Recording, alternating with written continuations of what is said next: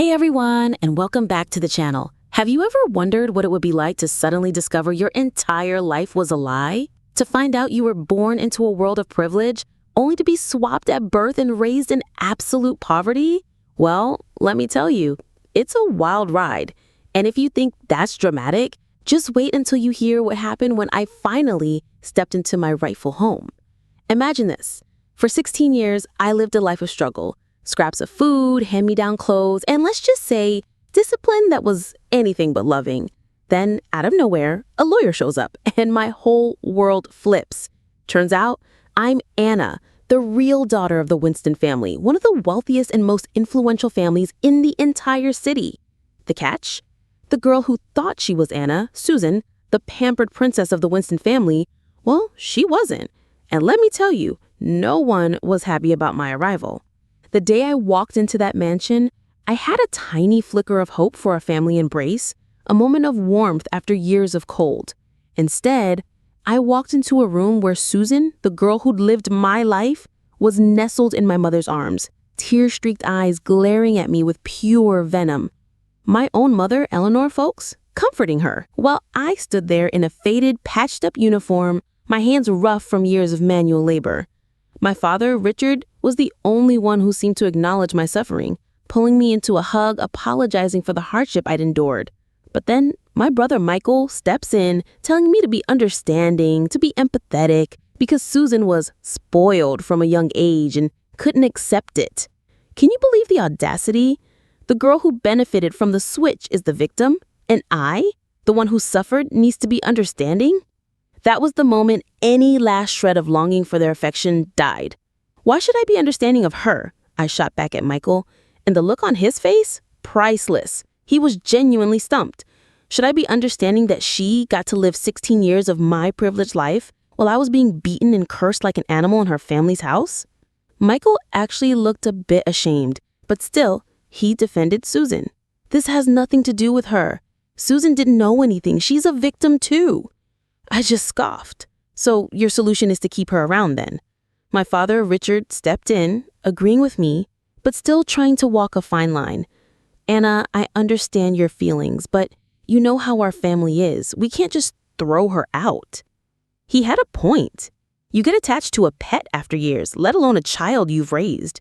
Yes, father, I understand, I said, my voice dripping with sarcasm. But I'm your biological daughter, and she's just adopted. I hope you won't confuse the two. Michael immediately disagreed, saying we were both Winston daughters, no distinction. He said Susan was distraught and suffering. My patience was wearing thin. She's never suffered, and I've been beaten since I was a child. So you think I'm tough enough to handle it, right? I looked him dead in the eye, my anger simmering beneath my calm voice.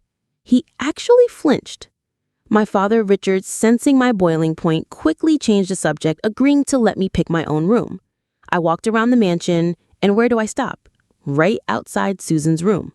Eleanor, my mother, was inside, comforting her, whispering, "Don't say such foolish things. You'll always be my daughter." I walked past them as if they weren't even there.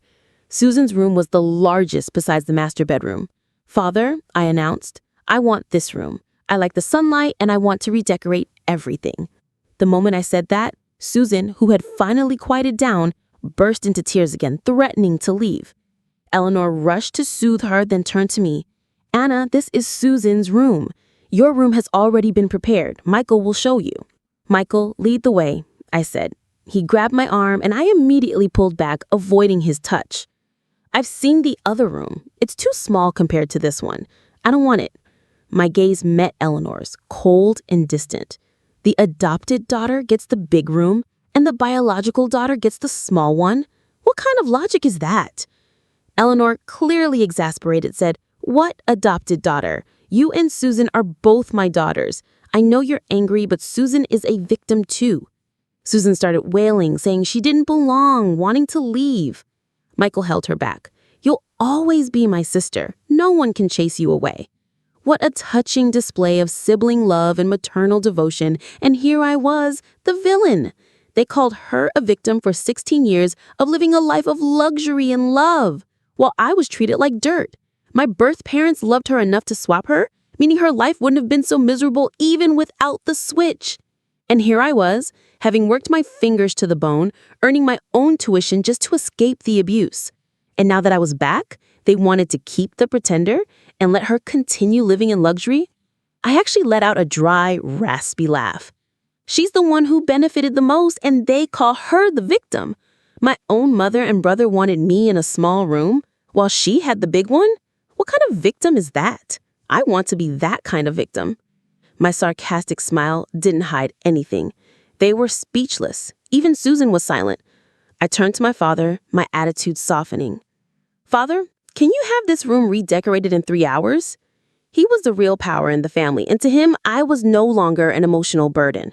"Of course, Anna, don't worry, I'll take care of everything." He kept his word. With money, things move fast. Susan, with red-rimmed eyes, was gently led by Eleanor and Michael into the room originally meant for me. My father, still feeling guilty, tried to advise me to get along with Susan. Once he and I were alone, I let down my guard. The tears I had been holding back finally streamed down my face. "Anna, my good girl, I know you've been through a lot." I stubbornly wiped my tears. "Father, Mother and Michael are too biased. They don't care about me. From today on, you're my only family." My father tried to defend them, but his secret smile gave away his pleasure. At dinner, Susan was locked in a room. I, on the other hand, ate with complete composure, ignoring Eleanor and Michael's worried glances and hushed the whispers about Susan. I only responded cheerfully when my father spoke to me. It was a feast to welcome me home, and I ate until I was stuffed. Eleanor looked at me with a pained expression. "Anna, eat slowly. Too much at night isn't good for your stomach." Then, remembering Susan, she said, "Susan is a good girl. She's just shocked and stuck in her own world. Don't blame her." Michael cut her off. "Mother, don't say any more. She doesn't care about you anyway."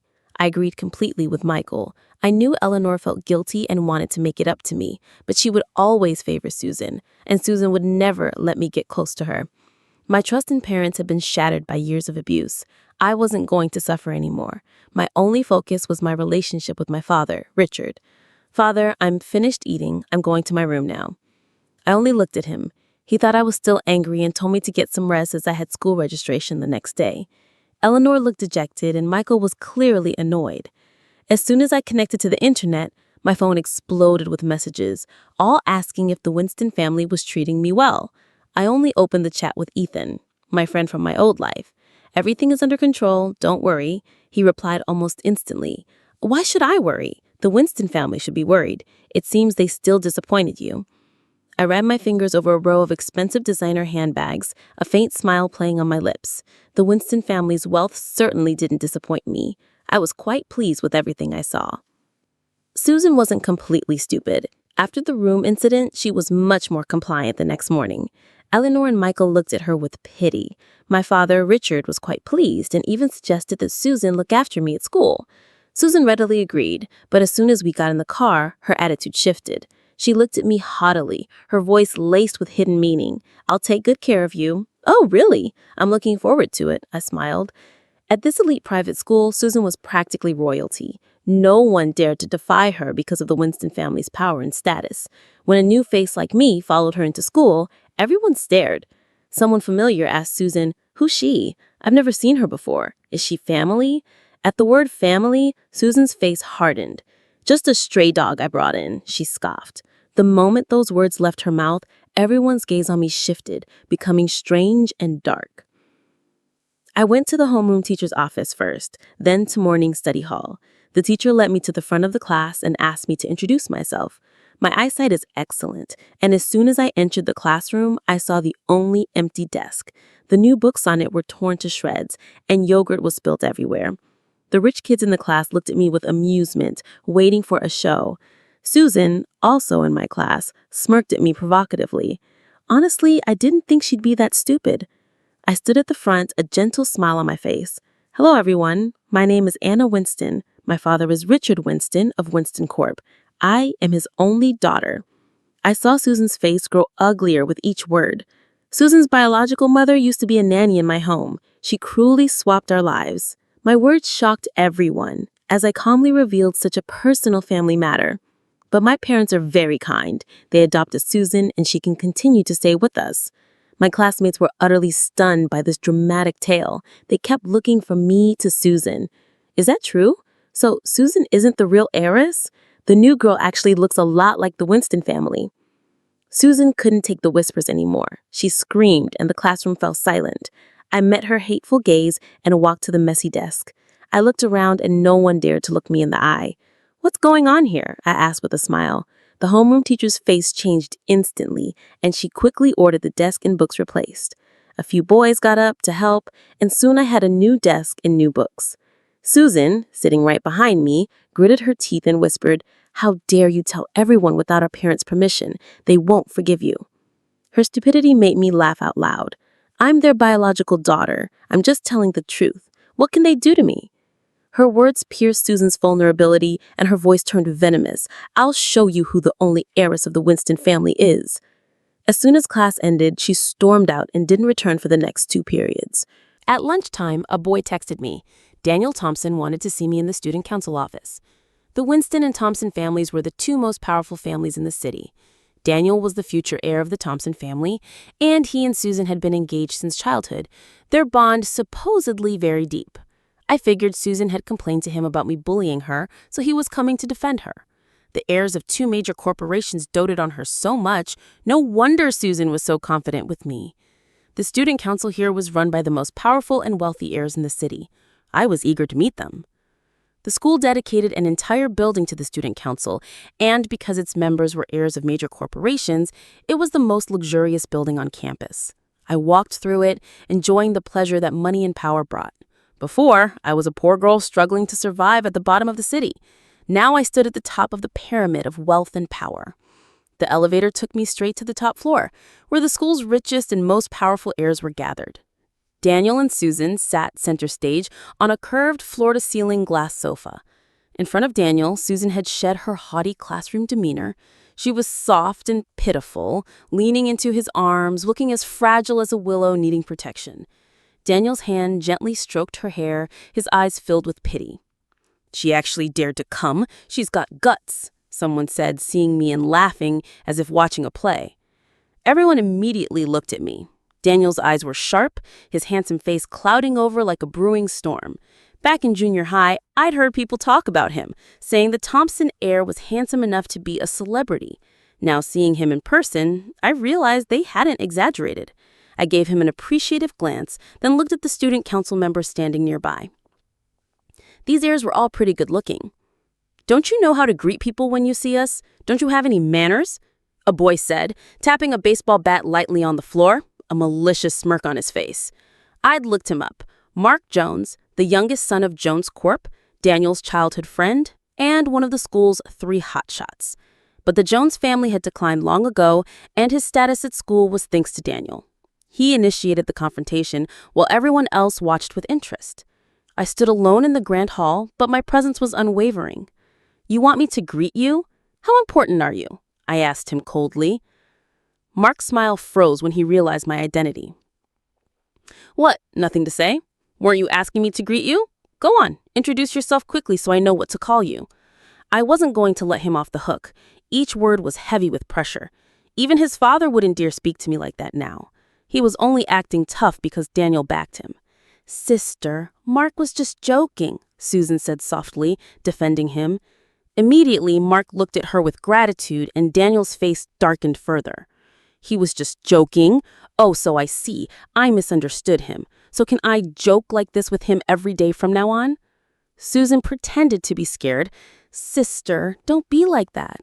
We don't even know who was born first. Don't call me sister so casually." I showed my impatience, my voice laced with disgust. "My family raised you for so many years and we never treated you badly. Who knew when I was being bullied, you not only didn't help, but you defended an outsider? What an ungrateful wretch." Hearing my words, Susan immediately started sobbing, tears streaming down her face. How could Daniel endure seeing her beloved distressed? His hand tightened and he growled, "Shut up." If I hadn't been a girl, he probably would have punched me. "Anna Winston, I'm warning you. Susan is my fiancé, and if you dare to bully her, don't blame me for not holding back." I laughed. "How do you plan to not hold back?"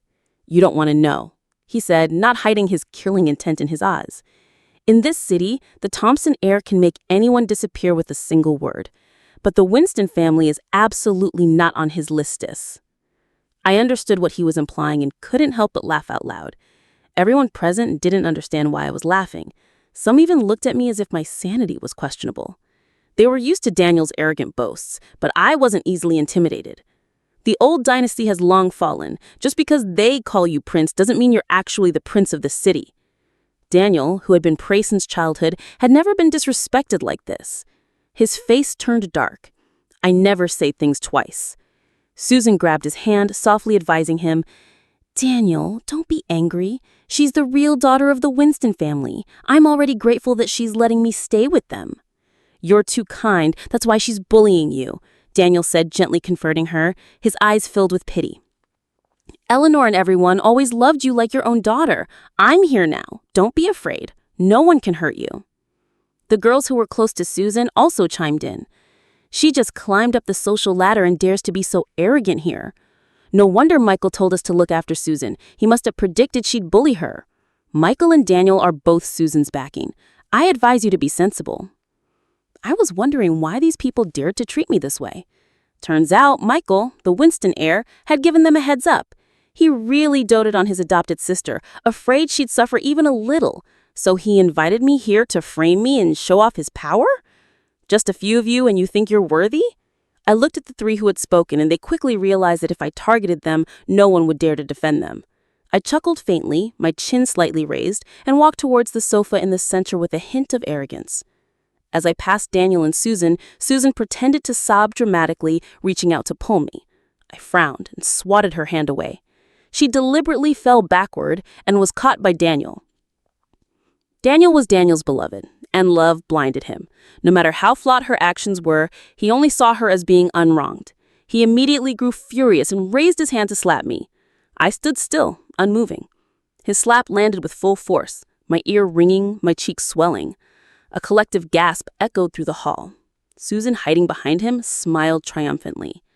I reached up and touched my face, my smile uncontrollable, my eyes gleaming with excitement. "You started it, didn't you?" Before everyone could recover from the shock of the Thompson heir hitting the Winston heiress, I quickly retaliated. Each move was vicious. I threw him to the ground, stomped on his groin, and grabbed his hair, intending to smash his head on the floor. If I kept going, he'd die. Everyone rushed forward to pull me away. Luckily, I was done. I leisurely let go, stepped back a few paces, and then plopped down in the center of the sofa. Seeing me leave, Susan finally dared to approach Daniel, crying and calling his name. Daniel writhed in pain on the floor, his eyes filled with anger and disbelief. He never imagined he couldn't beat me, nor did he expect me to fight so dirty. A pampered rich kid like Daniel had never been in a real fight, only reckless brawls. I was different. Every fight I had was for survival. I had to be ruthless and patient to win. "I heard you guys called this position the throne here. Sitting on the throne really doesn't feel bad, does it?" I propped myself up on the sofa, saying happily. My jacket was half torn, my left cheek swollen and red, my hair disheveled, but a carefree smile played on my lips, making me look like a lunatic in their eyes. Suppressed by my wild demeanor, the usually arrogant heirs stood frozen in silence. Susan's voice clearly echoed through the silent space. "Sister, you can bully me, but how could you hit Daniel? The Thompson family won't let you get away with this." "Are you threatening me?" "Oh, I'm so scared," I said, laughing and patting my chest, my tone indifferent. "How do they handle student fights here?" I called the principal on my phone, right in front of everyone. "Principal, Daniel hit me." "What?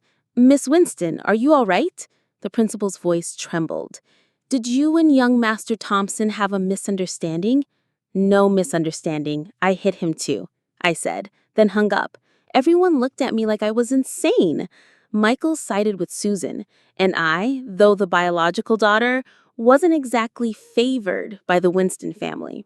Hitting the Thompson heir and not trying to reconcile, but wanting to escalate the situation? A fight between the Winston and Thompson heirs was not something the school could ignore. After informing both sets of parents, they immediately called the school doctor to examine our injuries. Susan tearfully blamed herself in front of Daniel. It's all my fault. If it weren't for me, you and Anna wouldn't have fought. Daniel quickly retorted, "It's not your fault. She laid her hands on you first. No one is allowed to hurt you in front of me." Hearing this, my eyes widened. I only swatted Susan's hand away. She wasn't even injured. Daniel, having been called Prince for so long, had developed an arrogant disregard for others. He thought bullying others was natural, and anyone who dared to defy him was unforgivable. The Thompson family's representative arrived, Daniel's mother. She happened to be at a nearby shopping mall when she got the call. She was sure her son wouldn't be on the losing end, so her expression was calm. Indeed, when she arrived, Daniel was sitting upright on the sofa looking perfectly fine, while I had half a swollen face and messy hair, looking quite scary. "Daniel, why did you hit her so hard?" she asked her son, frowning. "What exactly happened? And it's not just anyone. She's the recently found biological daughter of the Winston family." Daniel's face darkened. "She didn't go easy on me either." "Where are you injured?" Daniel couldn't answer. I hit Daniel. I said, putting heavy blows in vulnerable spots, leaving him speechless, only able to glare at me with hateful eyes and bitter words. "You scoundrel!" "I'm already a scoundrel by nature, and I'll probably be even more of one later." Susan spoke up apologetically. "Aunt Thompson, it's all my fault. Daniel only hit her because he was defending me." Daniel immediately countered, "This has nothing to do with you. She bullied you first." Seeing this, Daniel's mother understood everything. Her son had intervened in the Winston family's internal affairs because of Susan. She glared at Daniel, then walked worriedly towards me, asking the school doctor about my condition. Learning that I had been slapped so hard, my ear was ringing, and thankfully it wasn't permanent, otherwise my eardrum could have been ruptured. She turned and hit Daniel a few times. I quietly watched her. She wasn't using much force. "Anna, I apologize on behalf of Daniel. Don't worry, when we get home today, his father and I will certainly not let him off the hook." Just then, Eleanor and Michael entered. They rushed to Susan, anxiously checking if she was hurt. Once they were sure she was fine, they looked at Daniel, and finally, their eyes shifted to me. "Anna, what happened to your face?" Susan heard this and burst into tears, grabbing Eleanor's hand. "Mother, it's all my fault. If it weren't for me, Daniel and Anna wouldn't have fought."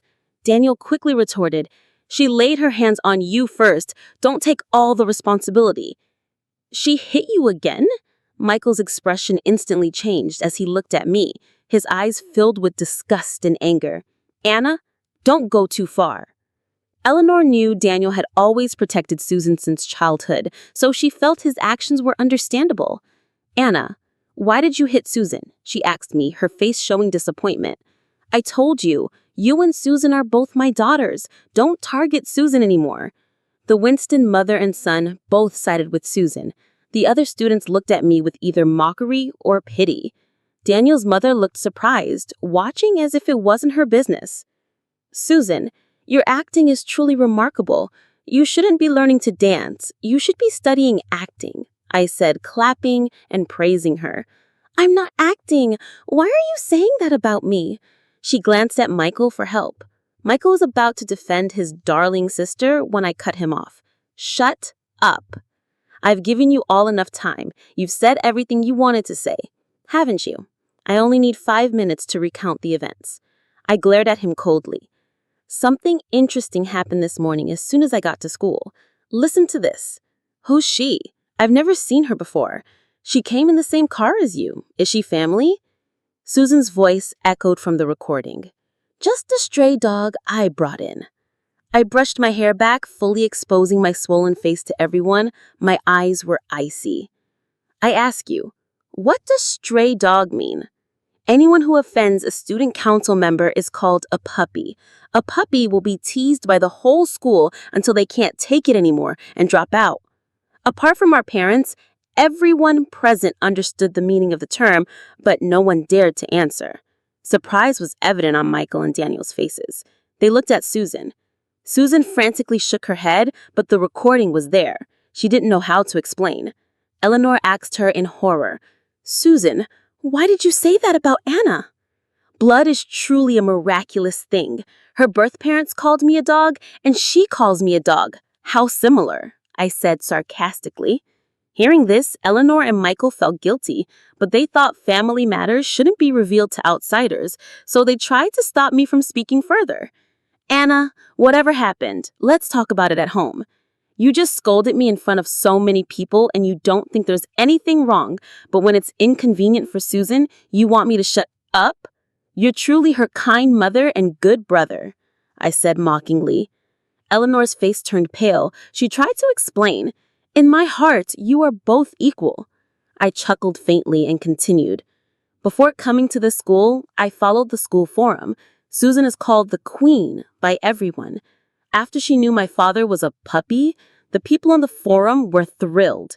They were all thinking of ways to torment me to please her." I showed her a screenshot on my phone. "Do you want to join the group? I'll share it with you." No one answered. Oh well. Students at the school were very efficient. When the homeroom teacher led me to class, the desk prepared for me was covered in yogurt and soda, and the new books were torn to shreds. But the teachers at the school were also very efficient. I asked the homeroom teacher to extract the surveillance camera footage.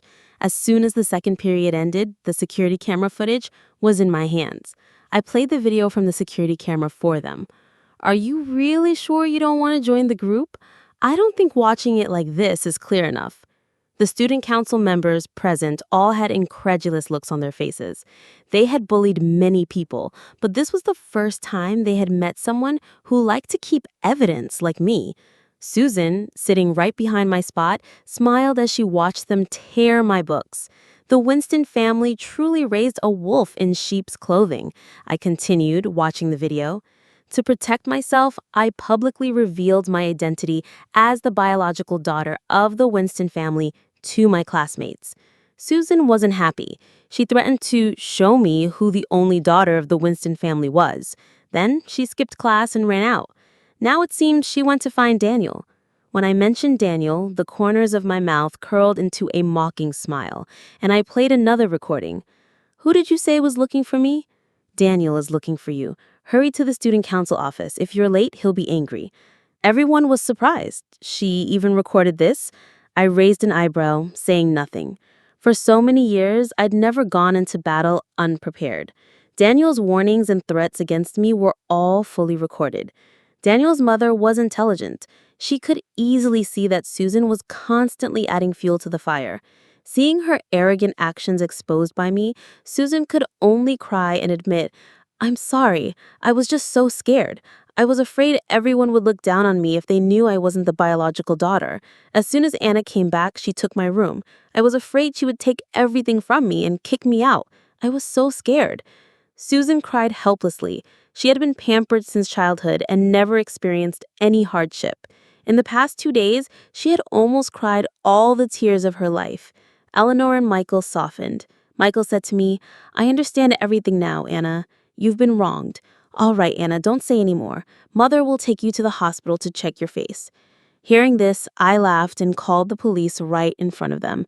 Michael lunged to snatch my phone. I didn't hesitate and slapped him hard. In his shocked eyes, I read the address to the police. After making the call, I looked at him coldly and said, "This isn't over." I then looked at Daniel and said loudly, "You said I laid my hands on her first, so you hit me. Now tell me, how did I lay my hands on her? Did I hit or kick her?" I challenged him aggressively. Even the arrogant Daniel was intimidated for a moment, not knowing how to answer. "If you won't say it, I will." She tried to pull me. I swatted her hand away. Is that called laying hands on someone? I pointed to my swollen face, my expression agitated. This is laying hands on someone. I'm beaten like this, and my family only tells me to shut up and endure the humiliation. If you won't give me justice, the police will. My entire previous life had been spent being bullied. I'd had enough of those days. Now I had a father. I was the biological daughter of the Winston family. You won't bully me anymore. In my last sentence, I almost screamed. After screaming, tears streamed down my face. I stubbornly wiped them away with my sleeve. I always thought I had shrugged everything off, but in reality, something still weighed heavily on my heart. In the main hall, everyone seemed to be frightened into a dreadful silence by me. Eleanor looked remorseful, crying and trying to hold me back, but I pushed her hand away. Michael looked at me with complex eyes, as if he wanted to say something, but in the end, he remained silent. I had reported the incident to the police, and Daniel's mother couldn't ignore it anymore. She stepped forward, intending to apologize on behalf of her son. Unexpectedly, I thanked her. "Aunt Thompson, thank you." Daniel's mother looked surprised. "Why are you thanking me?" I replied, "Because you were the only one who asked the school doctor about my injuries. I truly appreciate your concern." My eyes were slightly red and teary. Although Daniel's mother was a little annoyed that I had called the police, seeing me so pitiful, she couldn't help but soften. "Thank you very much, Aunt Thompson, but Daniel is grown. He needs to take responsibility for his actions." Daniel's mother found it awkward to say anything more, as it wouldn't sound good. I looked up, trying to hold back my tears, and quickly left the hall. Michael followed me and grabbed my hand firmly by the elevator, his voice helpless. "Do you really have to do this?" He defended. "This is indeed Susan's fault. She feels insecure. She was afraid you would drive her away, so she wanted to make the first move." Then he promised, "When we get home, I'll tell her to apologize to you." I pulled my hand away from him, disdainfully brushing off the spot where he touched me as if I had just touched something filthy. "Stop pretending, Michael. You graduated from the school. Don't you know what puppy means?" Michael was speechless. "Have you been blaming Mother and me since yesterday?" I shook my head. "No. I said it before. Blood is a miraculous thing. You and I are the same." I added, "If you were the one who was switched like then, I think after you were found, I would definitely protect my adopted brother." I stepped into the elevator and pressed the close button. Michael intended to rush in to continue arguing with me. I advised him, "Don't get involved with me, or I won't be able to control my mouth. A wealthy Heiress facing school bullying, the Thompson heir covering for a fake Heiress, these topics will attract countless people's attention." Hearing this, Michael hesitated and warned me not to do anything foolish. The elevator doors closed as I wished. What a naive brother. Of course, I knew Susan wanted to show me who was the boss because our goals were the same. Everyone on the top floor was taken away by the police. These heirs, who had been carefully nurtured and groomed since childhood, were experiencing a police station for the first time. My injury assessment result was minor. The police informed Daniel's mother of this result. They told her to apologize sincerely and try to reconcile. If I didn't forgive him, her son would be detained. Hearing about detention, Susan was even more worried than Daniel's mother. Daniel also has injuries. She wanted Daniel to get his injuries assessed, but his injuries were so internal that Daniel shook his head, refusing, only staring at me in silence. Daniel's mother pulled him in front of me to apologize. Daniel pursed his lips, refusing to bow his head. Eleanor and Michael were there, speaking up for Daniel. The Winston and Thompson families were outwardly close. No one wanted to offend the other. I sat coldly on a chair in the mediation room, refusing to yield no matter who tried to persuade me. Until this matter reached the powerful figures in both the Winston and Thompson families. When my father, Richard, arrived, his forehead was furrowed with anger. My insistence on not letting Daniel off the hook seemed thoughtless to him. I had maintained a cold demeanor, but the moment I saw him, I suddenly let down all my guard, my face full of grievances, crying hysterically and throwing myself into his arms. The words he was about to say were choked back by my tears. "Father, you're finally here. They all bullied me." My sudden change in attitude surprised Eleanor and Michael, who were trying to persuade me. I cried and recounted the whole story to my father, looking up at him with full trust. "Before, I was always bullied. Now I have a father. You'll be my support." My attitude pleased him. Richard gently patted my back and whispered, comforting me, "Anna, you've suffered. Of course I'll be your support." Daniel's father seemed to be scolding Daniel. Daniel looked resentful, his eyes full of disgust and hatred for me, completely undisguised. This was probably the most embarrassing moment in the life of the Thompson heir. I feigned fear at his gaze, crying and saying, "His eyes are so scary. He'll definitely hit me at school again." Daniel's father was furious. He kicked Daniel and told him to apologize to me. Daniel still refused to bow his head. Seeing Daniel's father about to kick him again, Daniel's mother quickly stepped between them. "He's stubborn. What good will kicking him do?" The police suggested temporarily separating us. Then the two sides would slowly reconcile. Daniel's mother pulled Daniel outside, and the others were also called out by the police. In the mediation room, only my father and I remained. I knew my father couldn't oppose the Thompson family for my sake, so after crying for a while, I stubbornly wiped my tears and casually tucked my hair behind my ear, fully revealing my swollen cheek to him, and spoke first. "Father, in this world, only you are good to me. I don't want to make things difficult for you. I agree to sign the mediation agreement." The porcupine daughter who bristled at outsiders was now willing to endure humiliation for him. This moved Richard. "Anna, you're such a good girl." I hinted to him, "But father, if we don't teach him a lesson, he'll definitely bully me at school again." Richard's eyes lit up slightly. "Don't worry, I'll definitely tell Mr. Thompson to punish Daniel so he doesn't dare to bully you again." I only hinted subtly. This old fox immediately understood. He went outside and talked with Daniel's father for a long time. When he returned, he was beaming and in a very good mood. He must have gotten a good deal. Daniel's father had to pay money, and of course, he had to punish Daniel when he got home. After returning home, my father carefully reviewed the evidence I had given the police. Susan nervously clasped her hands, her eyes welling up with helpless tears. After understanding everything, Richard reprimanded her severely, froze her credit cards, and forced her to apologize to me. This daughter had been his cherished gem since childhood.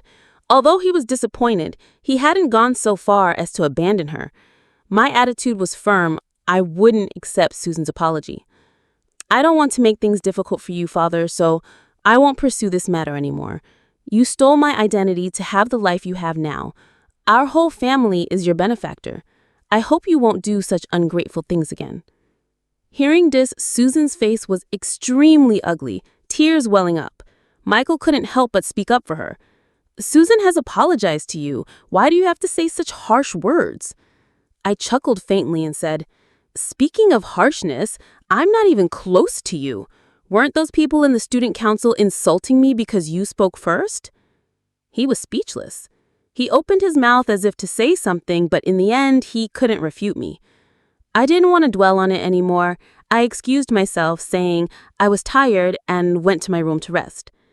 At dinner, Susan came to my door and knocked. The moment she saw me, her eyes seemed to hold venom.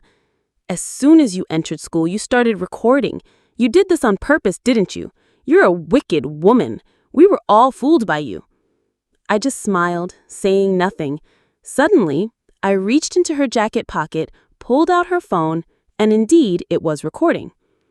After pressing stop, I laughed so hard I had to lean against the door. "Idiot!" Then I tossed the phone back to her. "Now that you know what kind of person I am, from now on, behave yourself and stop playing stupid games in front of me." "You!" She glared at me indignantly. I had laughed enough, so I immediately closed the door. As I passed her, I whispered, "You've been the Winston heiress for over 10 years, and you still have to rely on men to deal with me? You're useless." Then, ignoring whatever expression she had behind me, I happily went downstairs. At dinner, Susan ate very carefully, occasionally observing my expression before daring to pick up food, which pained Eleanor and Michael. My father, Richard, also felt sorry for her and proactively put food on her plate, saying, "At home, you can eat whatever you like." Susan nodded emotionally. When she was about to say something, I cut her off with a single sentence. "Father, I want to join the student council." Hearing this, Susan's face registered shock. Her fingers, clutching her chopsticks, tightened until they turned white. "All right, father, I'll arrange it."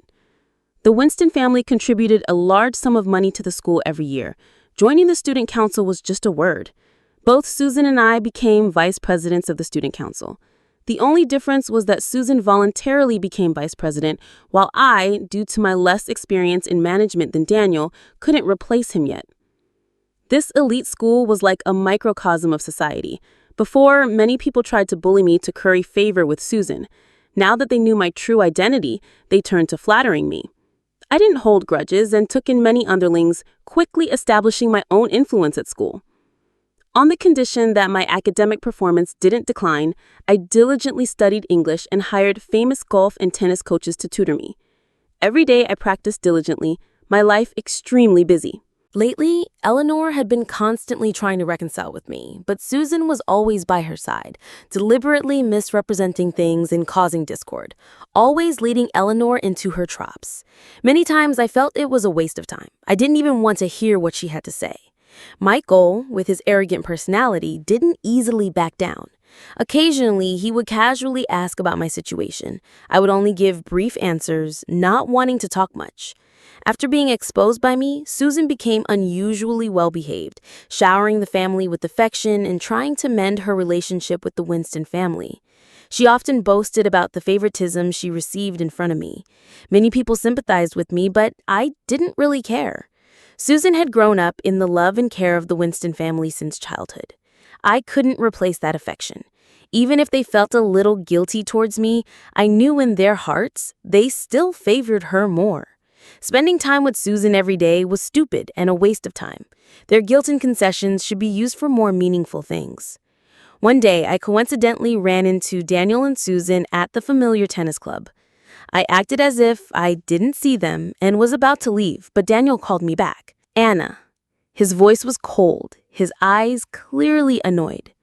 I won't be engaged to you. My fiancé can only be Susan. I immediately understood that this wasn't a coincidence. They had intentionally sought me out.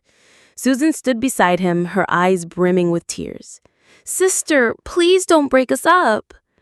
The Thompson family changing the marriage partner was within my expectations. After all, what the Thompson family truly wanted was the dowry shares that the Winston family's daughter would bring. Even though Susan was raised in the Winston family, it was unclear how many shares she would receive. I didn't expect this to happen so quickly. Susan and I were only in the 11th grade. It was probably too rushed.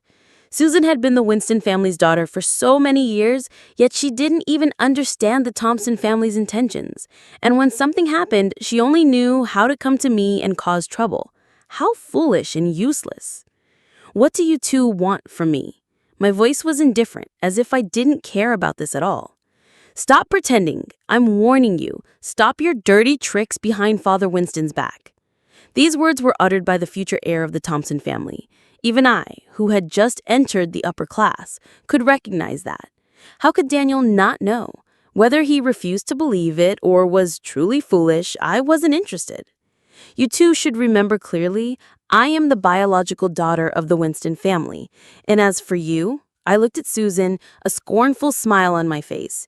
You're just a small pet our family raised. Don't dream of things that don't belong to you. Both of them were agitated. Daniel angrily declared that he would never marry a wicked woman like me. His fiancée can only be Susan. I was pleased with his reaction and continued to add fuel to the fire. Young Master Thompson, just talking is useless. If you have the guts, persuade your parents not to change the marriage partner. He was choked by my words, his face as black as ink. Before leaving, I chuckled coldly. Keep trying. I'm looking forward to the engagement party. A blatant provocation. Daniel, spurred on by me, indeed caused a huge scene at the Thompson family home. Susan also cried every day at home, wanting to prove to me the Winston family's favoritism towards her. Regarding her engagement to Daniel, the Winston family all agreed. For my father, Richard, marrying off his adopted daughter would allow him to legitimately keep those shares. As for Eleanor and Susan and Daniel were childhood friends with good feelings. Entrusting Susan to Daniel would give them peace of mind. Regarding this matter, the Winston family members approached me one by one to talk. My father, Richard, praised my academic performance, saying I was still young and should focus on my studies, not on such matters. He was very proud of me. Eleanor showed me an album of their childhood photos, advising me not to interfere with Daniel and Susan's relationship. Michael said he would find me an outstanding man like Daniel in the future. Susan told them that I liked Daniel, and they actually believed it. Rumors also started spreading at school that I liked Daniel. Some even said that everything I did was just to attract Daniel's attention. Both Michael and Daniel were equally famous young masters, and I and Susan were merely Daniel's choices, which made others ridicule me. The results of the recent midterm exam showed me at the top of the entire grade, more than 40 points higher than the second-place student, achieving the highest score since the establishment of this elite school. Michael in his time only made it into the top 20, and his college entrance exam score was just enough to get into university, far below mine. But in the eyes of these people, a son born to be an heir must be given all the family resources to support him. As for daughters, outwardly pampered but not given any real power, at the appropriate age they must marry to help their son's career. I didn't grow up in their sweet environment. Their pampering, whether it existed or not, didn't matter to me. After marriage, I might live a life free of worries about food and clothing, but everything I had would be bestowed upon me by others. I would have to live at the mercy of others. It was different before. At that time, I was stuck in the mud. As long as someone pulled me out, I was willing to pay any price. But now, I was the Winston family's heiress. Legally, Michael and I had equal inheritance rights. Having lived at the bottom of society for too long, I wouldn't give up any opportunity to climb higher. Daniel was the only son of the Thompson family. His parents didn't want to be too strict with him, so outwardly they conceded, only saying that they were too young. This matter would be dealt with after college. When Susan ran to tell me this, I was practicing tennis. After hearing it, I just let out a faint and continued practicing. My indifferent attitude infuriated her. Although Daniel's parents had conceded, she still didn't feel secure and kept targeting me. I guessed she thought that as long as I had a bad reputation, the Thompson family would never accept me into their home. The person she hired acted quickly. Not long after, an article titled "Exposing the Love Story of a Wealthy Heiress" went viral on the school forum, attracting thousands of comments. The poster claimed to be my former classmate. The article included candid photos of me with male classmates from junior high. Although the actions in the photos weren't overly intimate, they weren't entirely innocent either. I once hitched a ride with one person, gave water to another, and even had a private conversation with a friend in a secluded corner of the school. The writer fabricated countless false details based on those photos. At the end of the article, my former friend, Ethan, a top student from the other school, was mentioned, speculating that he was my current boyfriend. Due to Susan's deliberate incitement, this article spread rapidly, and even Ethan knew about it. He proactively contacted me and asked, "Do you need my help?" I replied, "Don't bother." Even without the Thompson family, there would still be the Smith family, the Brown family, the Winston family. I would always find a suitable marriage partner. I only hoped Susan would make a bigger fuss so I'd have a bad reputation and no one would marry me. I heard the upper class is complicated. Is your life not easy? Why wouldn't it be easy? Life with money and power is extremely comfortable. I'm living very well. I typed this and paused for a moment. For the past few years, you've taken good care of me. I transferred $200 million to him. Consider this my thanks. Don't contact me again after this. Then I deleted all my old classmates and left the chat group I had pinned for years. Ethan was right. The upper class was indeed very deep. I didn't want them to be in danger. This was probably my last bit of conscience.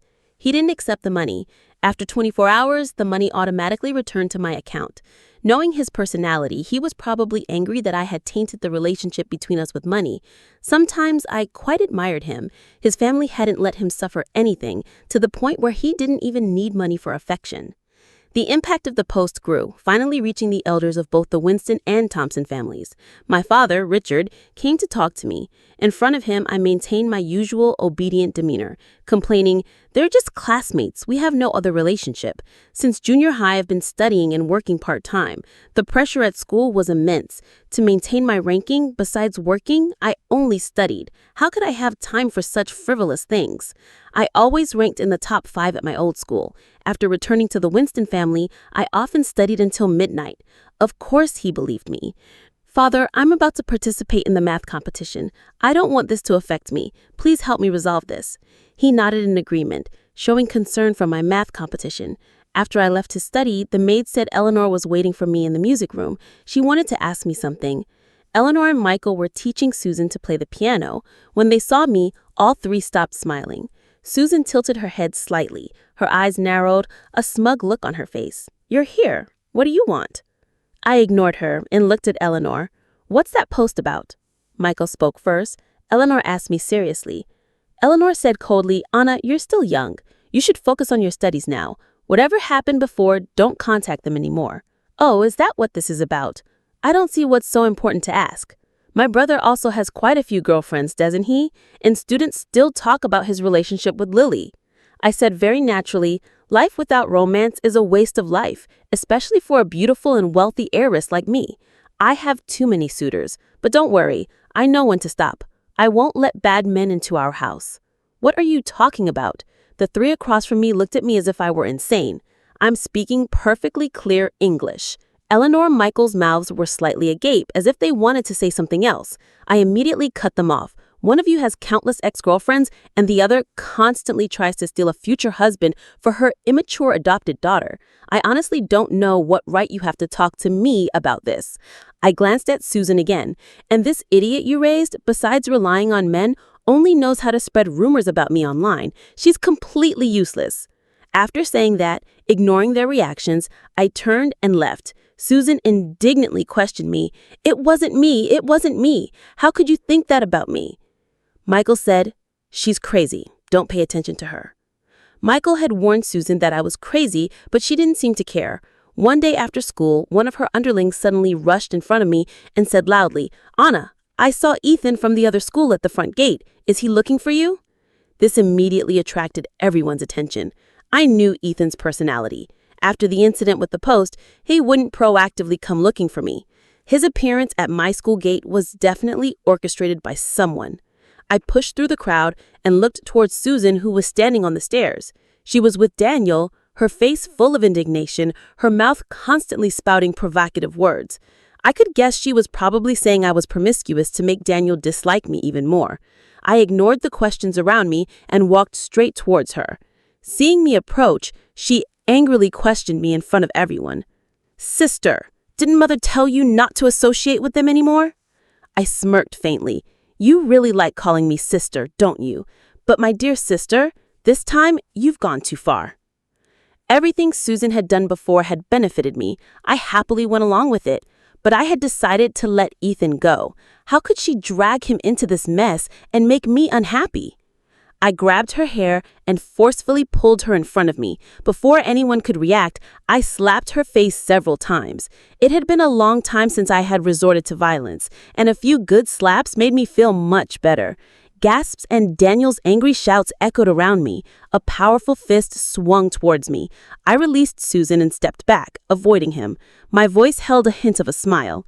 Young Master Thompson, you really like to meddle in our Winston family affairs, don't you? Or are you reminiscing about our trip to the police station? He was helping Susan, and hearing my words, he angrily clenched his fist, intending to charge forward. His friends quickly held him back. Susan held her swollen face, her hair disheveled, her eyes beneath her hair looking like a venomous snake, hateful words escaping her lips.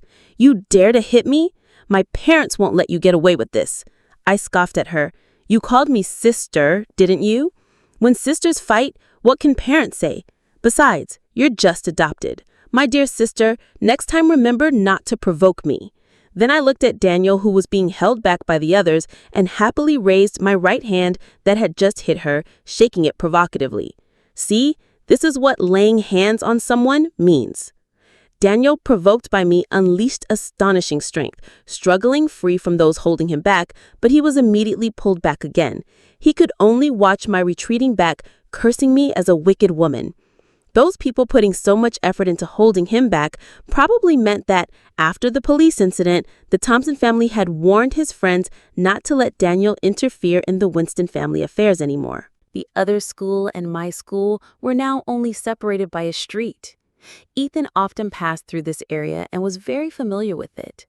He wasn't standing at the school gate as people had said, but sitting behind a row of bushes on the other side of the road, occasionally looking down at his phone, his face worried and uneasy. If I hadn't been paying attention, I wouldn't have seen him. I sighed and walked up to him, casually saying, "Get in the car and follow me." He saw me, his face showing surprise and joy, but his movements were unnatural. The ride was silent. I dropped him off at the apartment complex gate, and we got out of the car together. The driver had driven quite a distance before I asked him why he came to my school. He said someone had sent him a letter. The envelope was full of candid photos of me, and the person had asked him to meet me at the school gate today. I took the envelope he handed me and asked, "Did he record it?" "Yes, he did." "Send it to me by Bluetooth." Ethan froze, looking at his phone for a long time without moving. The arrogant hotshot of the other school now looked timid, his voice very soft. "Does it have to be this way?" I was a little helpless.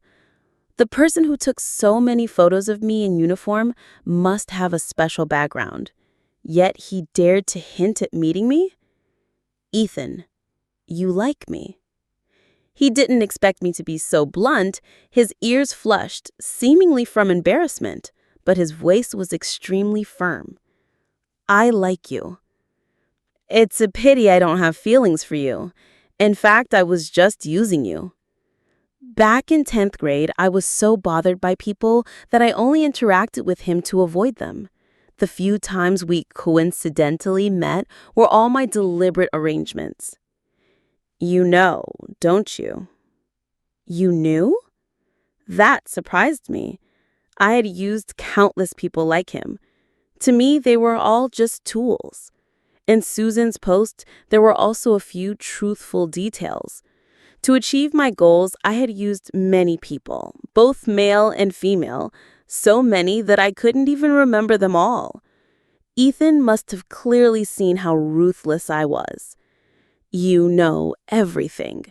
He looked at me, his young eyes firm and passionate, as if wanting to burn me. I laughed. "After all these years, you're the most foolish person I've ever met. You knew my true nature, yet you still fell for it." "Hey, Ethan, I remember you were the top scorer that year, directly admitted to the other school." "Mm-hmm." He looked a little confused, not understanding why I brought that up. "It's still not too late. Try hard to get into university. After graduation, come work for me at Winston Corp." The coldness on my face melted away. I looked gentler, smiling softly. "I see I'm still weak and need to cultivate loyal people around me." He was both happy and worried. A brilliant smile quickly appeared on his face, his eyes shining. "I'm determined. I'll definitely get into university." Ethan had always been one of the top students in the city. After his parents divorced, he couldn't accept it and became rebellious, quietly protesting them. Even so, his academic performance remained in the top 100. With his foundation, he was fully capable of getting into university if he just tried a little harder. What I lacked at Winston Corp were people who didn't have much capital but were willing to be devoted to me, like him. After slapping Susan's precious face, my phone kept ringing on the way home. My father, Richard, was busy with work. Michael also had his own university life. Except for weekends, they rarely came home for dinner. Yet today, the whole family was gathered. The moment they saw me, Eleanor and Michael started scolding me, especially Michael, who was so angry he wanted to hit me. Susan pretended to be scared, burying her head in Eleanor's arms and crying. My father, Richard, still acted as the head of the family, but I knew that what Eleanor and Michael said were also his thoughts. "Tell me, where have you been and why did you hit Susan?" my father asked me. I had been waiting for this moment. I handed him the letter Ethan had given me and the recording. I bit my lips, my face full of grievances. "Ethan was intentionally lured here, Father. Someone wants to frame me." That day, I deliberately spoke loudly that Ethan came to see me. That classmate is very close to Susan. Susan and she were in cahoots, slandering me. There were many people around, and they were all whispering about me. I was so scared. At that moment, I just wanted her to stop talking. The more I spoke, the more I felt wronged, and tears uncontrollably streamed down my face. But I bit my lip and stubbornly wiped them away. The three opposite me had never seen me so vulnerable. They were stunned. Compared to the arrogant statement I made not long ago about not wasting youth without romance, my current self felt alien to them. But you can't hit her, can you? Look at Susan's face. Look what you've done to it, Eleanor said angrily. What about her face? I glanced at her, almost laughing out loud. It was like a pig's head. Hitting someone is my fault, but I want to ask you, I paused for a moment, a cold glint in my eyes. Are all these recent incidents related to you? Did you call Ethan to school? Hearing this, Susan started wailing again. Why would you think that about me? It wasn't me. You hit me, and now you want to accuse me of more? Even if you hate me, you can't frame me like this. Eleanor tenderly wiped her tears and turned to me, her face full of disappointment. Shut up. Apologize. If Susan doesn't forgive you, then from today on, I don't have a sister like you, Michael said coldly. One tells me to apologize and one tells me to shut up. Who should I listen to? I asked weakly. Michael angrily grabbed my hand, trying to pull me in front of Susan. I resisted, trying to shake his hand off. Stop making a fuss. Finally, my father, Richard, spoke up. Anna, go to your room, put away your school bag, and then get ready for dinner. Father! Michael was annoyed, but silenced by a glare from his father. Don't mention this again later. Anna, come to my study. Yes, father. I pulled my hand back, disdainfully brushing off my hand in Michael's direction, then turned and went upstairs to my room. With my father's abilities, he must have already investigated that Susan was the one who spread the rumors about me online. A fox like him would know who caused today's incident with just a little thought. Perhaps it was for family harmony, or perhaps it was due to years of fatherly affection, but he chose to cover for Susan. This also made him feel more guilty towards me. I didn't lose anything. At dinner, my father mentioned my birthday. He said he wanted to hold a big birthday party to formally introduce me to everyone. I knew this was his way of compensating me. The invitation cards for the party had both Susan's and my name on them, celebrating our birthdays together. This birthday party brought together almost all the elite families in the city. Susan moved comfortably among the crowd. I only knew my classmates, but she seemed to know everyone. The young elite in the city mostly listened to Michael and Daniel. Daniel made no secret of his dislike for me, only giving gifts to Susan.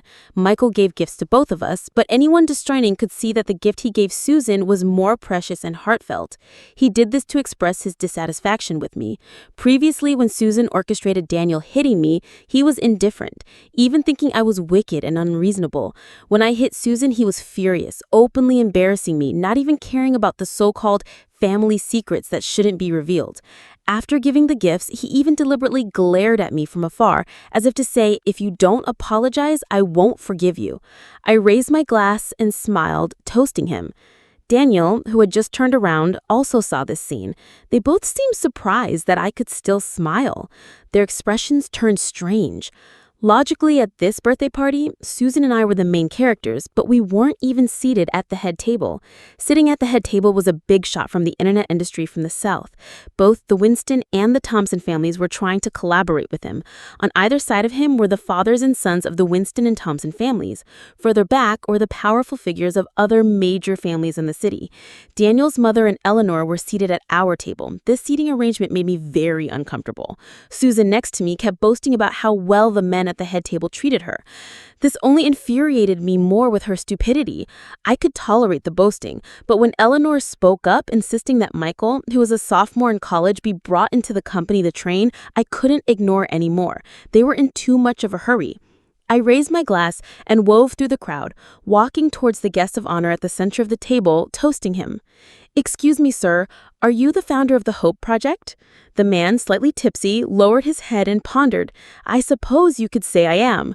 Mr. Miller, I'd like to toast you. My voice showed obvious delight. He looked up at me, gently pushing my wine glass away with the back of his hand. You're still young. Why are you drinking wine? It's not good for your health. He only had one daughter and hated to see women not cherishing themselves. My father, Richard, smiled and introduced me to him. After learning about my academic achievements, he praised my father for his good fortune and encouraged me, telling me to study hard. I obediently nodded, my eyes firm. Since childhood, I knew that the only path was to study hard for a future. My adoptive parents didn't let me go to school, so I worked part-time to earn tuition and living expenses. That time was truly very difficult. At this, tears suddenly fell on my resolved face, but very quickly I flashed a grateful smile. Luckily, there are still good people like Mr. Miller. The Hope Project helped me in my most difficult time, providing tuition support. Mr. Miller, I must toast you with this glass. I tilted my head back and drained the glass. He feigned concern, trying to stop me, but couldn't hide his smile. Mr. Miller, I won't let the Hope Project down. My homeroom teacher says my current academic performance is the best in the school's history. It's almost time for college applications. I want to try it out. You want to take the college entrance exam early? Everyone was surprised by my words. Yes, I want to experience the college entrance exam atmosphere first. Mr. Miller, don't worry. I'm very good and I definitely won't disgrace the Hope Project.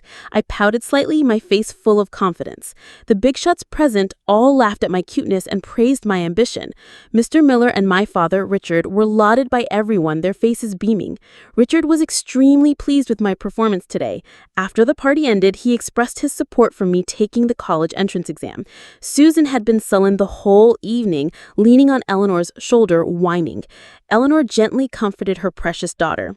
After Richard left, Michael reproached me. Today is Susan's birthday. Why did you bring up your background in front of so many people? You intentionally wanted to embarrass Susan, didn't you? I was in a good mood and too lazy to argue with him. She's just adopted. She's not worth my attention. The person I truly care about is you, my dear brother. After that, I plunged into a demanding period of studying. My goal was university. Most of the business elite in the city graduated from university. Getting into this school was the first step in my entire plan. My father, Richard, found me famous tutors. The teachers were all very strict, and I never slacked off. Besides eating and sleeping, I dedicated all my time to studying. Most people at school didn't understand my efforts. Even my underlings advised me, the Winston heiress doesn't need to suffer this way. I just smiled at their advice. My foundation was already good, and with excellent teachers guiding me, I improved very quickly. In the recent citywide mock exam, I achieved perfect scores in a few subjects and the highest overall score in the city. My father, Richard, held a celebration party for me, and that rich businessman from the South also attended. I took the opportunity to praise him again. He was greatly pleased, smiling endlessly. Soon after, he and Winston Corporation successfully collaborated. Richard happily gave me many gifts.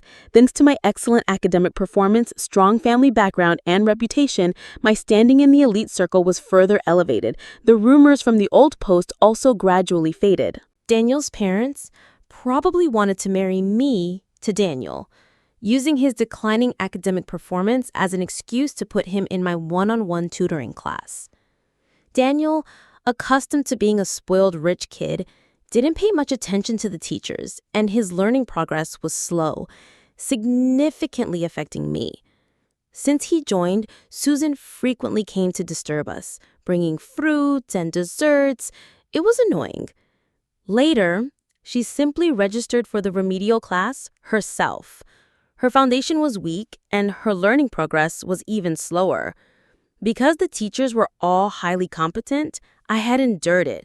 But it went on for too long, and I couldn't take it anymore. I registered for the best test prep center in the city, using my status to directly choose highly qualified teachers. I didn't tell anyone about changing teachers. The next day, I was absent. Daniel came to class looking for me, and I left the classroom with him under everyone's gaze. Susan followed. "Why weren't you at tutoring yesterday?" Daniel angrily questioned me. Susan added, "Sister, did you go looking for Ethan again? I heard Ethan is a troublemaker who bullies classmates. Don't associate with him anymore." "Susan, spreading rumors is illegal. You're more uneducated than I thought. The Winston family would be better off raising a dog than you. A dog knows how to protect its owner. You only know how to slander your owner outside." I looked at them coldly, not wanting to waste words. Daniel tried to defend Susan. I frowned and said softly, "Shut up. I found teachers at the center. I won't study with the teachers father arranged anymore. Studying with two idiots only slows me down. It's a waste of time." With that, I turned and left without a second glance. Daniel, who was already arrogant, was further provoked by my harsh words. His dislike for me was obvious. Susan, on the other hand, was much more relieved and didn't bother me for a long time. In the final exam, my performance maintained its leading position citywide. During the winter break, I continued to immerse myself in the prep center, not even leaving my studies on New Year's Eve. Susan wore a limited edition designer outfit her parents bought her. The dazzling red dress accentuated her captivating beauty. Michael held a camera, taking pictures of her and Eleanor. My father, Richard, stood nearby, a doting smile on his face. They looked like a perfect family. Outside, it was snowing. I curled up on the sofa by the floor-to-ceiling window, the warmth indoors just right. So comfortable I wanted to doze off. This New Year's Eve had no beatings or cold. "It's good," I smiled and continued studying.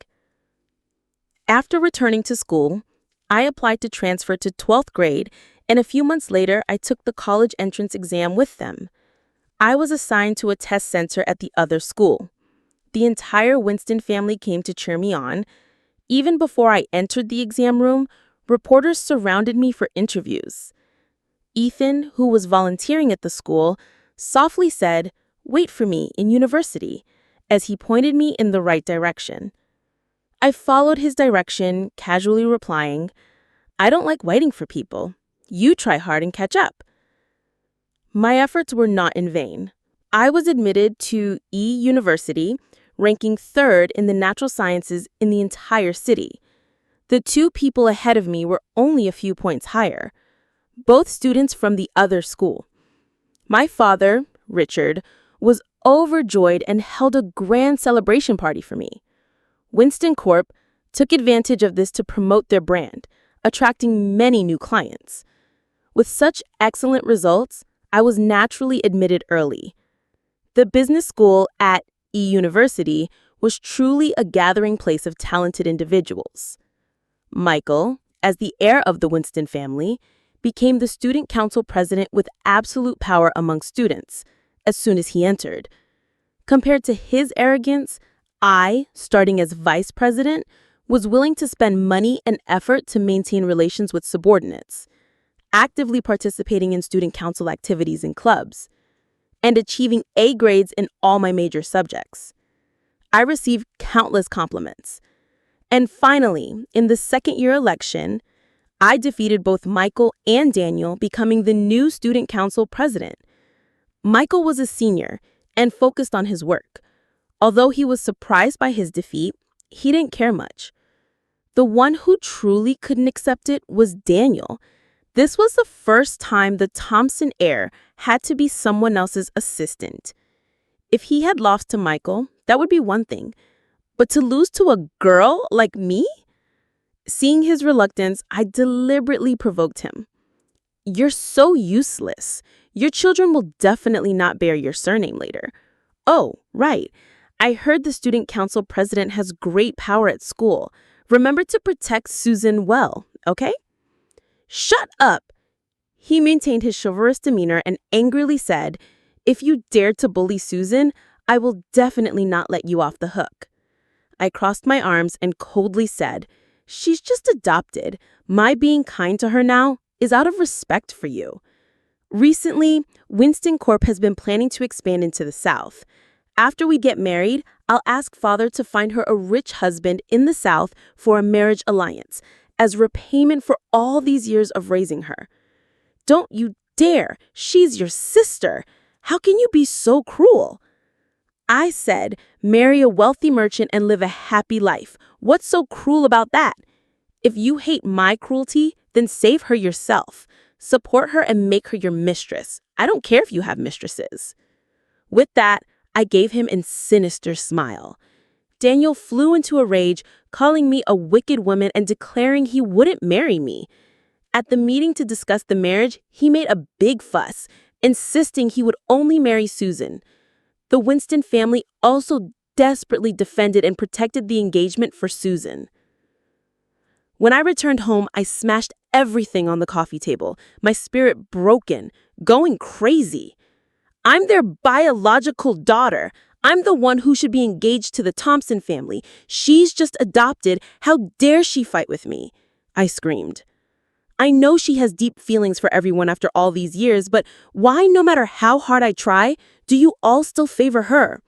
If I had known this, I wouldn't have come back.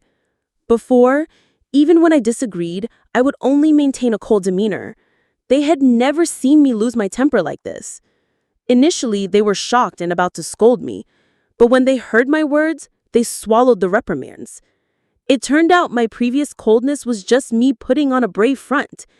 It turned out I worked so hard in school just to get the recognition.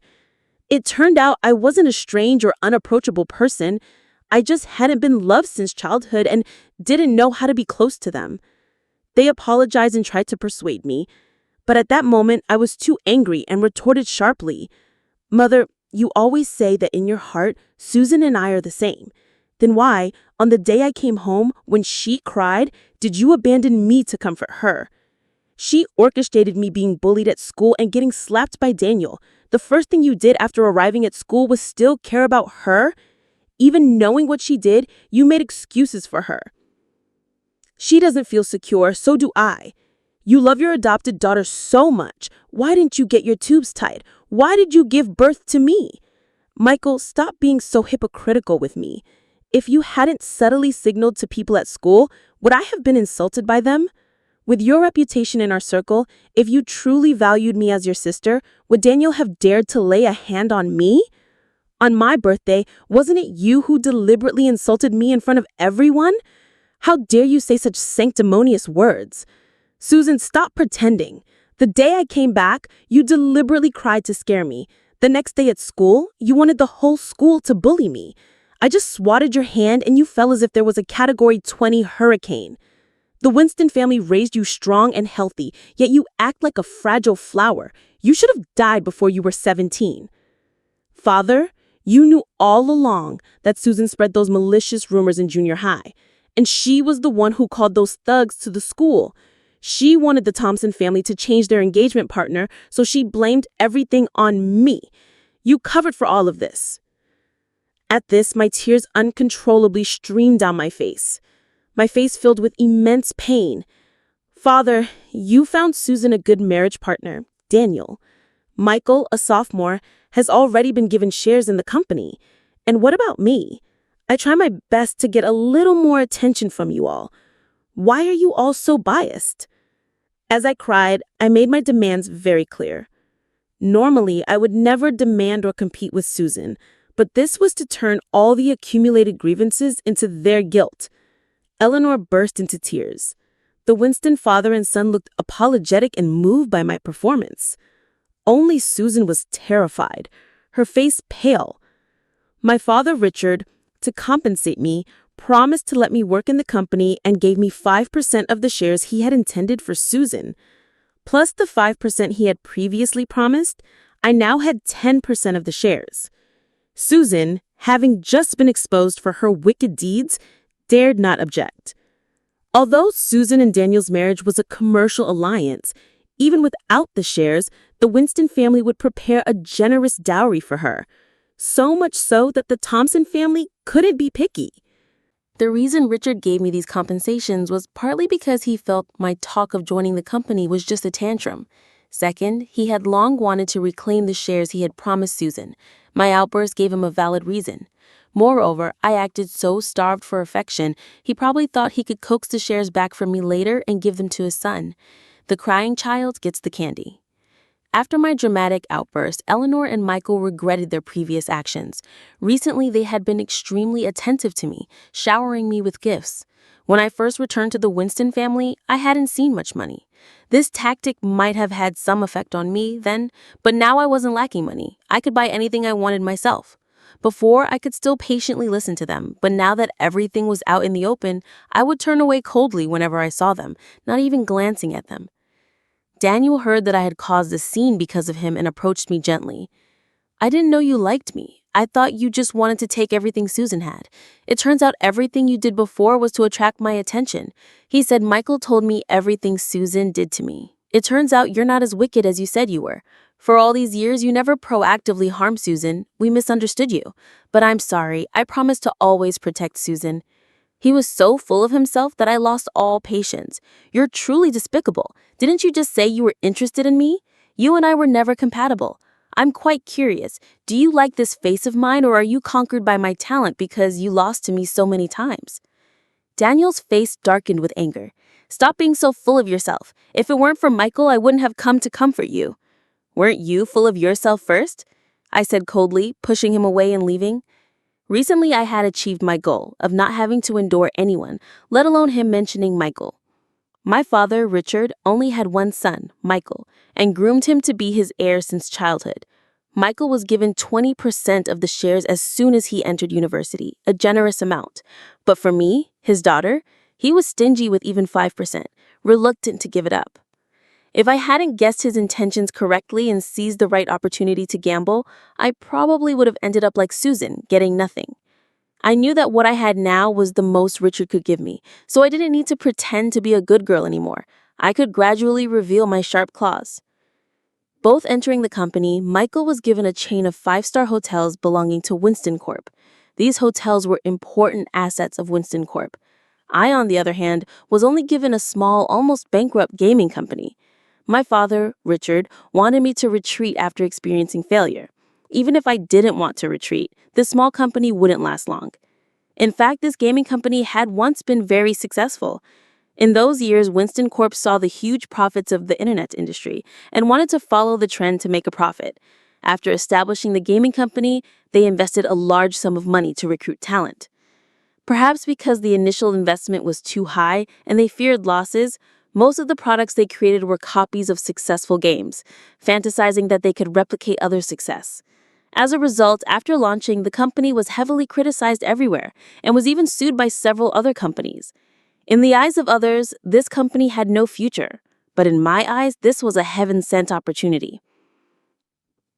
In the internet era, the gaming industry was leading the trend. I had money, connections, and was willing to take a gamble. Now I only lacked talent. After attending several job fairs, I set my sights on a team of young students. Coincidentally, they were also students from UNT. The leader of this team was a computer science prodigy, David. I had interacted with him a few times. Because we kept in touch, I quickly approached them with sincerity and investment. They wanted to create a Chinese mythology world in their game. Most of this group were recent university graduates. Their eyes were filled with aspirations for the future. The enthusiastic atmosphere of pursuing dreams even swept up the old employees in the company who just wanted to get by. Due to their own aspirations, most young people nowadays voluntarily worked overtime. Some even brought folding beds to rest at the office when the workload was too heavy. I always maintained a friendly attitude, supporting all their decisions, creating an environment for these young people to pursue their dreams with peace of mind, united in moving forward. After the company stabilized, the first thing I did was rename the company Dreamweaver. Dreamweaver attracted many young talents to apply to the company. The gaming industry was a new field, and the most important thing was young, creative human resources. The Mythical World project required a lot of capital and time, and was difficult to generate profits quickly. Therefore, in the initial stage, I focused on supporting other teams' unique small game projects, and at the same time, I used my personal reputation to promote them, bringing in significant revenue. Years ago, my early college entrance exam caused a sensation. Many people still remember me for my beautiful appearance, family background, and academic achievements. This time, appearing in public, I was a company CEO, wearing a smart business suit, answering media interviews about the gaming industry. Thanks to these converging factors, I once again became a hot topic on social media. She's the Winston family princess, took the college entrance exam early, got into university, ranking 3rd citywide. So beautiful and confident, truly a rich young lady, such elegant demeanor. Isn't this just like a strong female lead in a novel? She's already a CEO before graduating. The ancients were right. The top scholar is indeed the most beautiful. Many people discussed me online. Many were curious to know what kind of game I would create. Thanks to the participation of netizens who love gossip, the number of downloads for the newly released game soared, quickly climbing to the top of the charts. The quality of the game retained a large user base and its reputation spread. Dreamweaver and I had a successful comeback. In business gatherings, people started calling me Little President Winston. However, this title applied to two people. The marriage alliance between Susan and Daniel went smoothly. Not long after, the Winston and Thompson families held an engagement ceremony. I didn't attend. Michael angrily called me and scolded me. "Do you know how many rumors have spread because of your troublemaking?" "I'm busy." After he finished speaking, I calmly replied, "Now I know. Thank you for these two pieces of information." Then I hung up. I bought a few houses using the excuse of being busy with work and studies to live separately. I rarely went home. The next time I saw Michael was at a business party. He questioned me about why I didn't reply to his messages and said Eleanor's health hadn't been good lately, telling me to visit her. I'm not a doctor. If she's not well, what good will it do to find me? I gently swirled my wine glass, the dark red liquid swirling along the rim. "How long are you going to be angry?" He frowned, displeased with my indifference. Since childhood, whenever I was sick, I went to the hospital myself, and no one ever visited me. "Mother is not young anymore. She's not a big child." My coldness sparked anger in Michael. "She's your mother." "I know she gave birth to me, and I will be responsible for supporting her. Right now, I'm earning money for her." "Mother isn't short on money. She just wants to see you." "Money? What's wrong with money? You all only give me money. You reap what you sow. Isn't that because you always avoid us?" Susan knows Mother's health isn't good. She even postponed her exams to stay home and take care of her. If you were even a quarter as good as her, our family wouldn't be like this.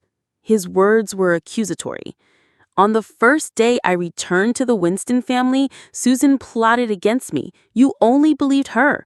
If I hadn't prepared evidence, I don't know how much more she would have bullied me. My heart is already so cold. How dare you shamelessly blame me for avoiding you? My words left him speechless. He lowered his voice, trying to appeal to my emotions. This time, Mother was angered by Father. "You," I cut him off, coldly. "Mother was only angered by Father? Richard's affairs outside are no longer rare. Eleanor always acts as if she doesn't know. This time it was because of my matter that it affected her, so she complained a few times. Richard hated her for overstepping her boundaries. His biological son, Michael, not only didn't defend her, but also told her to be more open-minded and not make a fuss. That day, she was so angry she had to be hospitalized. Michael, born as the prince of the Winston family, enjoys all the benefits that money and power bring to men. Now that he holds power in the company, he understands its greatness even more. As long as Richard doesn't have another son, he's understanding of Richard. You made Mother so angry she was hospitalized, but you didn't take care of her, didn't apologize. Instead, you let your sister skip her exams to stay home and take care of her. Someone who doesn't even meet the minimal ethical standards constantly stands on a moral high ground and criticizes others. Every time I hear you speak, I feel embarrassed for you." He looked confused. "Anna, are you crazy? You lash out at everyone. Susan taking care of Mother is her filial piety. Do you think everyone is like you?" I glanced at him, finding it amusing. "She wasn't sick enough to be hospitalized. We have so many maids at home. Does she need to skip her exams to take care of her?" "Maids are not as good as a biological daughter. Susan can also comfort Mother and talk to her to ease her sadness at home." "She didn't skip her exams herself, but you felt she should be with Mother, but you didn't proactively say anything, and she deduced your intentions and proactively suggested it, right?"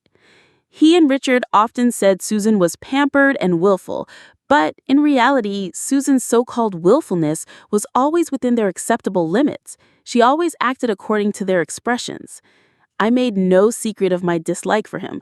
"Michael, stop hovering around me. You're ruining my appetite." Michael was a man of pride, and after that unpleasant parting, he didn't come looking for me again. The next time I saw him was on the Lantern Festival. The Winston family had a tradition of making dumplings together on this day.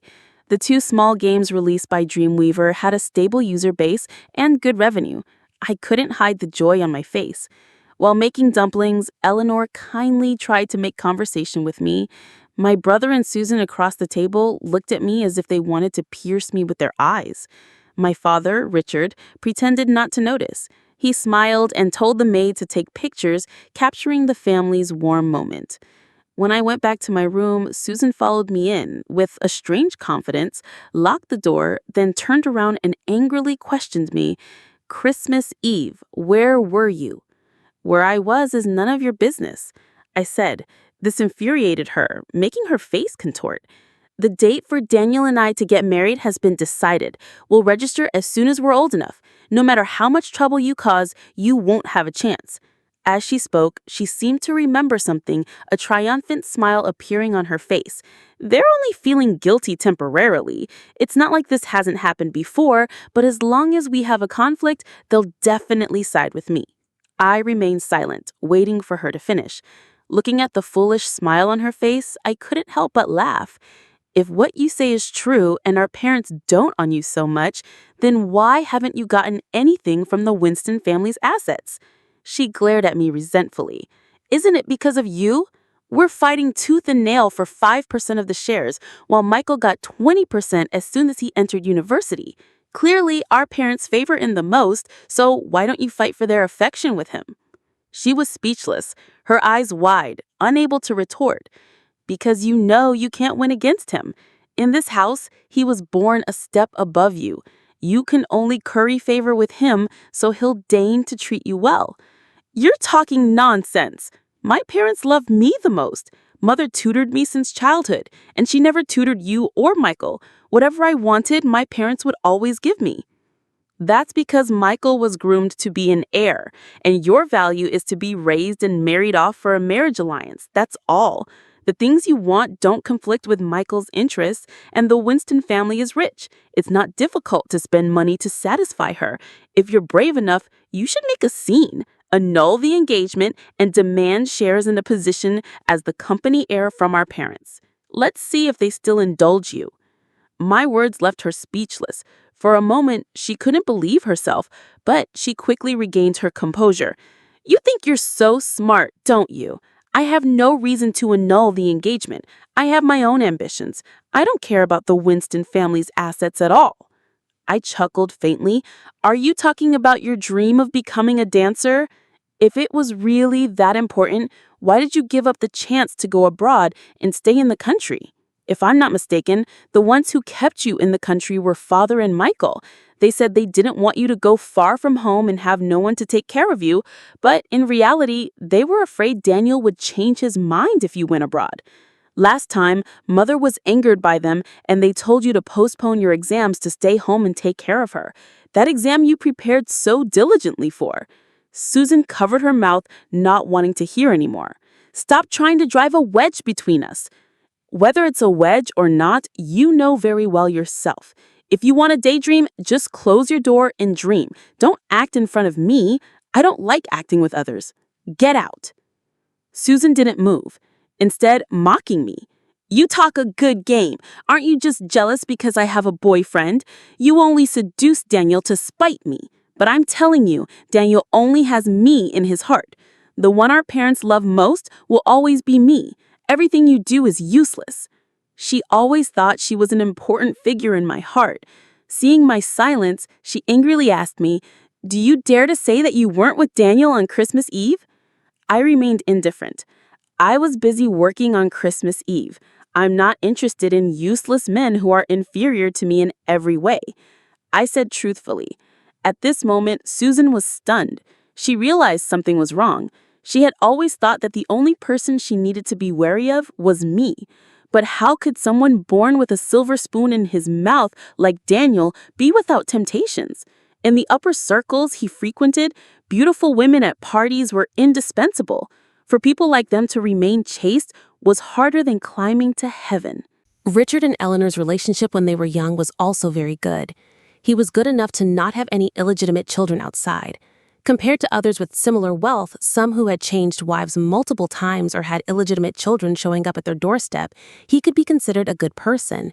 Susan, pampered since childhood, couldn't bear to be betrayed.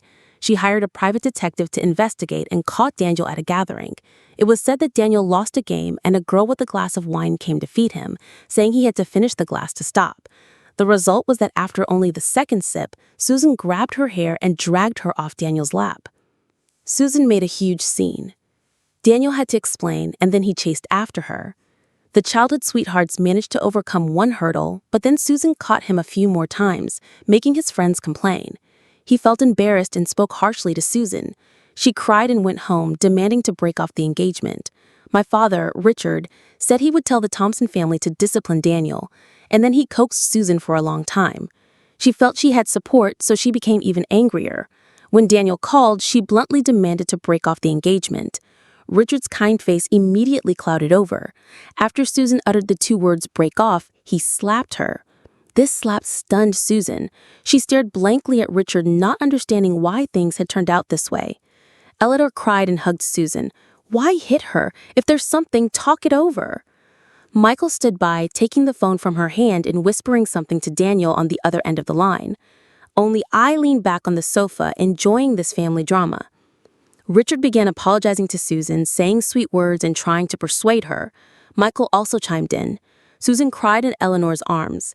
Eleanor probably remembered her own experiences. She was helpless about her daughter's future and could only shed silent tears. The Winston father and son were very good at manipulating Susan's emotions. Not long after, she was coaxed into nodding repeatedly, even apologizing to them. The play was over. I had seen enough. What was the value of a glamorous but hollow marriage? She went to great lengths to get this marriage, but how much happiness would she have with someone like Daniel? Just thinking about her bleak future made me feel wonderful. Ethan drove to pick me up. He hadn't graduated yet and couldn't work for the company, only helping me with some personal matters outside. It seems President Winston is in a good mood today, he said with a smile. Yes, I curled my lips and smiled back. Watching those hypocrites tear off their masks is quite entertaining. You've worked hard. The cost of developing games was very high. The company's first 2 small games had generated revenue, but I used all of it to fill the bottomless pit of mythical divine world. The company was still operating thanks to me using my own money to support it. David and everyone knew about my difficult situation and proactively offered to take salary cuts, but I refused. Mythical Divine World was everyone's dream. I can't contribute much, only a little money. Just leave the back end to me. Your job is to not worry about anything and just charge forward. These words touched them deeply, and they worked overtime with all their might. Finally, after 1.5 years, the game began its public beta. As expected, the game received many praises. I spent a lot of money on promotion, even personally attending the game launch press conference. After introducing the game, I also told everyone about the difficulties the team had faced. When this team was founded, almost all of them were recent graduates from university. They were all avid game fans. What connected them was a common dream: to bring their country's mythical world into the global gaming industry. In this story, my image was that of a wealthy, intelligent junior moved by their dreams. David had a bright appearance. The core members of his team, dressed neatly in suits for the boys and vest dresses for the girls, all looked very professional. The camera zoomed in, showing only young faces. Initially, the story of the team was even more famous than the game itself. NetWins even speculated that David and I had feelings for each other. Otherwise, why would I invest so much money to support him? Many people started shipping us. Screenshots of the work group were leaked. My congratulatory messages and holiday red packets were spread by bloggers. NetOnes even called Dreamweaver the most desirable company. Most entrepreneurs don't like to hype themselves up. They can't stand negative comments from the online community about themselves. For me, success was paramount. I didn't care about my public image. As I predicted, the series of actions attracted a huge number of players. On the day the game server opened, it became so hot that it crashed the server. Mythical Divine World lived up to my expectations. Revenue continued to increase, becoming a rising star in the gaming world. Finally, the Winston father and son discovered something unusual. In front of my father, Richard, I had always maintained the image of someone deprived of love and dependent on him. Everything I did was merely to attract their attention. They had never cared about me, nor had they paid attention to the struggling Dreamweaver. The daily revenue of Mythical Divine World astonished them. They never expected that I, the daughter they had always overlooked, could achieve such success. The Winston father and son used the excuse of celebrating my success to throw a party. As soon as they sat down, they asked me about everything with such concern that I felt the treatment Susan usually received. Susan was so angry she looked at me as if she wanted to stab me with her eyes. After thinking they had convinced me, they finally revealed their true intention. They wanted me to hand over Dreamweaver to Michael. I immediately refused, even complaining and demanding they pay me. Seizing this opportunity, Michael looked sympathetic and told me not to worry about it anymore, as they would take care of it for me. I sniffed, my voice full of disgust. All these years of blood, sweat, and tears, and you're telling me not to worry about it, but to let you worry about it? What exactly has the family hotel you've been managing for years accomplished? As soon as I finished speaking, Michael was furious, and the whole family was in disaccord. Although I mocked Michael, my father, Richard, remained silent, but his annoyance was evident. They had realized my ambition. The only thing missing in my relationship with them was a complete fallout. Mythical Divine World was indeed magnificent. Both the PC and mobile versions of the game were thriving, recovering costs much faster than I had anticipated. Thanks to Dreamweaver's widespread reputation, the company had a huge fan base, significantly saving me marketing costs. I graduated from university and poured all my energy into my career. More and more Dreamweaver projects gradually became an important part of Winston Corp, creating a unique business segment in the gaming market. Profits gradually surpassed other companies, becoming the leading unit of Winston Corp. In the board meeting, I sat to my father's right. Michael and I openly clashed, never yielding to each other. The company was clearly divided into two factions. Eleanor didn't want to see the family quarrel and tried to persuade me a few times, but I brushed her off. Seeing my stubbornness, she gave up and transferred 10% of her shares to me. Seeing my stunned expression, she explained gently, "Susan and Daniel's relationship is good. I'm very relieved. You've never asked anything from me. This is all I can do for you." She was somewhat biased, but she was still the most caring person in this family. "Anna, do you hate Mother very much?" "No, you have money and time. You can raise whoever you want." In fact, Susan didn't cause any harm to my interests. On the contrary, she inadvertently helped me a lot. Eleanor didn't expect me to be so rational. She was stunned for a long time before she composed herself. "Mother, be careful. I'll come visit when I have time." I smiled at her, my voice rarely so gentle. Eleanor nodded. She choked up, holding my hand tightly for a long time before letting it go. Looking at her hunched back as she walked away, my heart was calm. With 20% of the shares plus Dreamweaver, I successfully won the election for the new CEO of Winston Corp. Michael was completely ousted. Under my leadership, Winston Corp rode the internet wave and successfully transformed, gradually leaving Thomson Corp, its former peer, far behind. On the domestic Forbes ranking, I had far surpassed Michael and Daniel. "Madam President, I heard that little President Winston and little President Thompson were furious today. What happened now?" At the Jones family party, someone said that even the two Thompson heirs combined couldn't compare to one president, meaning me. It's true, once you have knowledge and money, those who only rely on men are just pebbles by the roadside.